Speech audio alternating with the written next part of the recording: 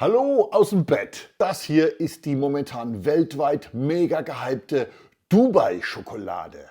Lecker. Aber logisch, solche Naschereien, solche Süßigkeiten haben eine Menge Kalorien und wenn du das nicht durch eine Menge Sport wiederum kompensierst, dann hast du ein Problem. Du wirst immer dicker. Und Fettleibigkeit begünstigt das Schnarchen. Und wenn du sowieso schon schnarchst und dir noch weitere Süßigkeiten reinhaust, dann besteht die große Gefahr, dass du Atemaussetzer in der Nacht bekommst, die sogenannte Schlafapnoe. Das erkennst du daran, dass du Tagesmüdigkeit hast ohne Ende, dass du nachts oft zum Pinkeln raus musst, dass du unruhig bist und insgesamt total abgeschlagen. Ich leide unter dieser Schlafapnoe, unter dem obstruktiven Schlafapnoe-Syndrom, habe als erster Patient überhaupt darüber ein Buch geschrieben. Das ist das beste Buch zum Thema Schnarchen, zum Thema Schlafapnoe und wie man durch diese Krankheit, die immerhin mit einem Grad der Behinderung von 20 ausgestattet ist, wie du die überwinden kannst. Ich habe nämlich innerhalb von nur 5,5 Monaten